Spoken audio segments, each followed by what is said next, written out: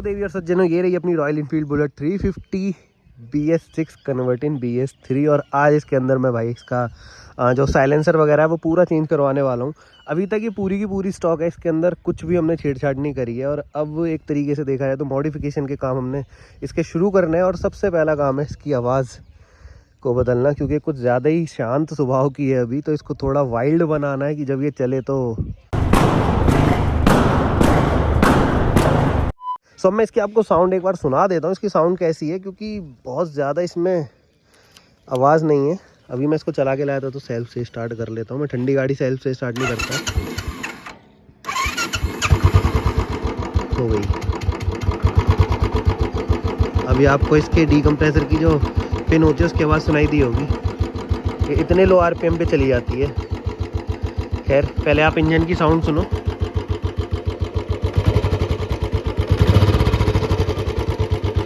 और यहाँ से तो कोई आवाज़ नहीं आ रही, मैं पीछे से आपको साउंड सुनाता हूँ इसके साइलेंसर की।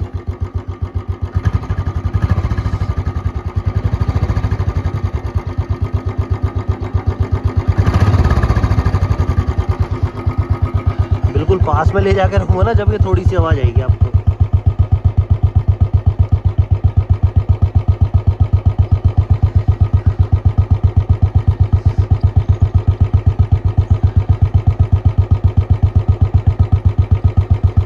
तो इतनी कुछ ये शांत स्वभाव की है अपनी नई रॉयल इनफील्ड बुलेट ES। तो अब इसमें साइलेंसर और इसका बैंड लगाना और इसके अंदर से दोबारा से आवाज़ निकालनी है, क्योंकि जिन भैया की थी उन्होंने इसको बिल्कुल स्टॉक रखा है, कुछ भी नहीं करा इसके अंदर, बस इसको BS3 में कन्वर्ट ज़रूर करा है। इतनी ही मॉडिफिकेशन इसके अंदर करी और यही हमारा रीज़न था इसको परचेज़ करने का। अब इसको लेकर चलते मैकेनिक भाई के पास और वहीं पर बैंड पाइप वगैरह रखा हुआ है अपना नया बिल्कुल। सो कौन सा बैंड पाइप है, कौन सा साइलेंसर है, वो आपको मैं वहीं पे ले जाके दिखा दूंगा। सो चलते मैकेनिक भाई की शॉप पर और वहीं पर चलकर करते हैं आप सभी से बातचीत।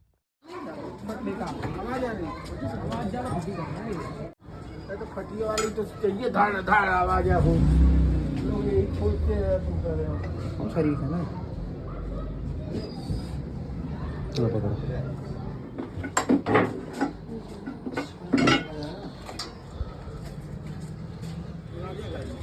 पहले यही दो चलती थी, एक रात दो चलती थी, एक बुलेट। अब तो तमाम आ गई। बात तो सही है। नीचे से पकड़ लो, नीचे से आग छोड़ दी, फटर फटर करे करना स्टार्ट करना। पूरी आग छोड़ दी, लेकिन नीली नीली आग छोड़ी। अरे सेल्फी मार दो ना।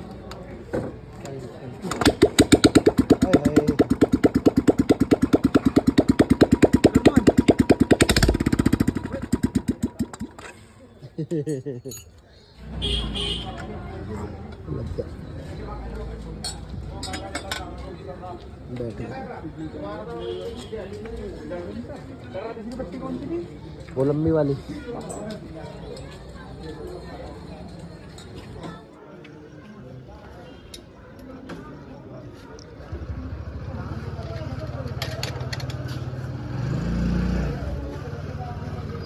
ब्लैक वाले से दूर है, नहीं नट से भी टच हो रही है वो है, नट सही टच हो, वही कह रहा हूँ।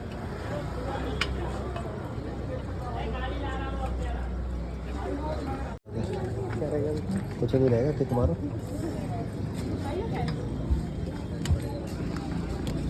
मारो से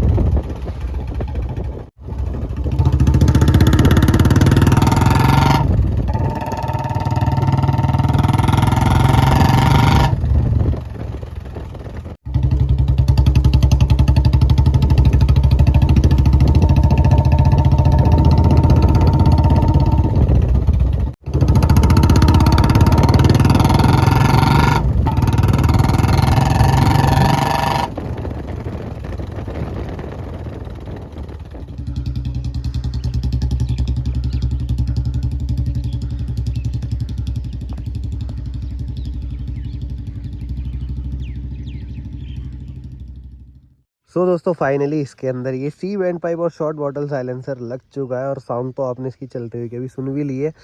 जब हम इसको फिट करवा रहे थे तो वहाँ पर सारी चीज़ें इसकी नॉर्मली रहीं, कोई मतलब ऐसा कुछ अलग सा नहीं था। भैया ने नॉर्मली वो बैंड पाइप इसका खोला था और साइलेंसर उतारा और फिर उसकी पत्ती इसमें लगा के इन सब चीज़ों को यहाँ पे सेट कर दिया था। तो कोई मतलब बहुत ज़्यादा दिक्कत परेशानी इसके अंदर आई नहीं थी और वैसे आनी भी नहीं चाहिए, क्योंकि ये सारी चीज़ें तो BS3 की हैं और BS3 भी ये कन्वर्ट हो रखी है।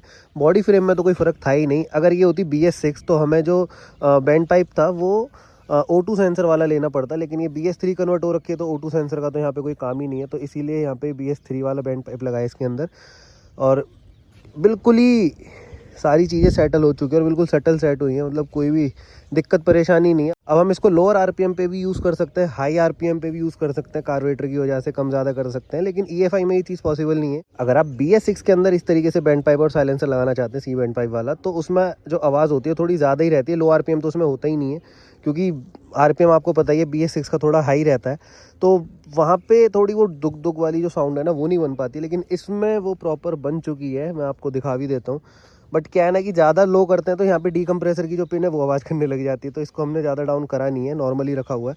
मैं एक बार आपको इसकी खड़े खड़े में भी साउंड सुना देता हूँ।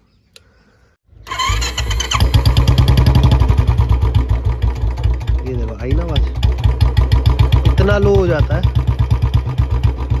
अब इंजन में तो कोई आवाज़ है ही नहीं और साइलेंसर यहाँ पे खूब अच्छे से वाइल्ड हो रखा है इसका, बहुत ज़्यादा ये साउंड कर रहा है। ये देखो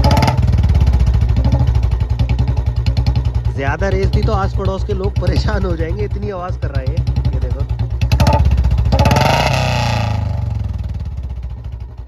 बहुत आवाज़ कर रहा है।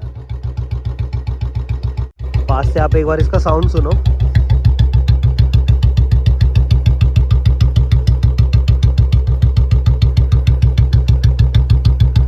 और ये HK का था, तो HK की ब्रांडिंग यहाँ पे हो रखी है। इवन ये साइलेंसर और बैंड दोनों ही HK के हैं, अलग अलग कोई ब्रांड नहीं है, मतलब सिलमन के नहीं है ये दोनों के दोनों, HK के लगाए यहाँ पे। तो ऐसी कुछ इसकी आवाज़ निकली है शॉर्ट बॉटल साइलेंसर की और सी बैंड पाइप की, और ये पूरा फ्री फ्लो हो चुका है आगे से लेके पीछे तक। और सबसे पहला मॉड अपनी इस बुलेट ES के अंदर यही है कि हमने इसके अंदर साइलेंसर लगा दिया है। अब दूसरा मॉड देखते हैं क्या करेंगे।